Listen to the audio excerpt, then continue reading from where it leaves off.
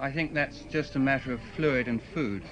So if we put up a drip and give diet 1, 3 hourly, I'm sure she'll be all right, and she'll be better in a few weeks.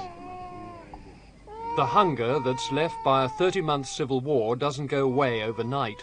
8 months after the fighting stopped, there are still children like this all over the East Central state in what used to be Biafra.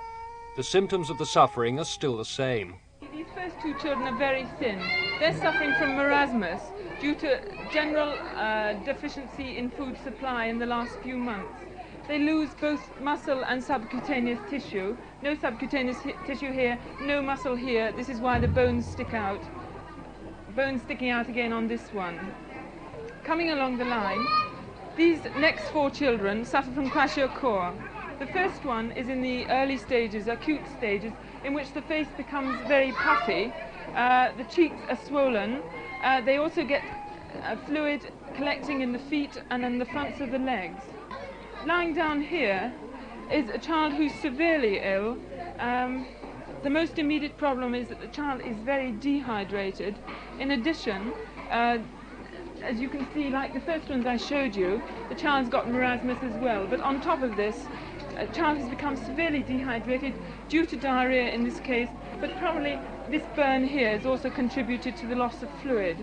And if we don't correct the dehydration immediately, the child will die from just general alteration in body chemicals. How long do we have to stay here before they get like this one here?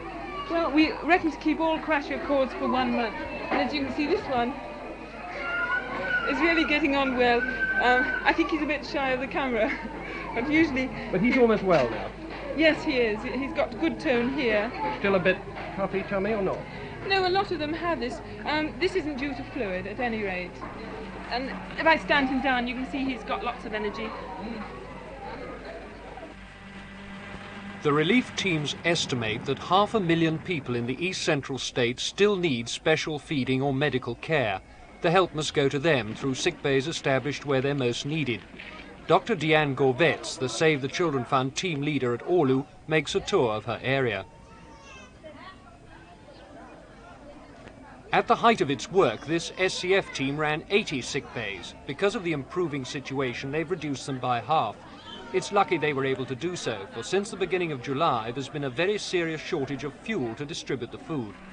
From the moment the Nigerian Red Cross pulled out of the relief effort at the end of June until the middle of August, not a drop of petrol came from any Nigerian source to keep the food trucks running. The relief teams have had to buy the petrol themselves, not once but 3 times. One SCF team had to stop work completely for 10 days. All the others had to cut down their work drastically. Only sick bay inpatients have been certain of regular food. I asked the State Commissioner responsible, Mr. Ikoku, what went wrong. The withdrawal of the Red Cross was not timed to coincide with a build-up of an effective executive capacity here. And so there was that gap. I came in here and found a gap, and we've been battling tooth and nail to build up an effective executive capacity. Is it a result of arguments between you and the federal government?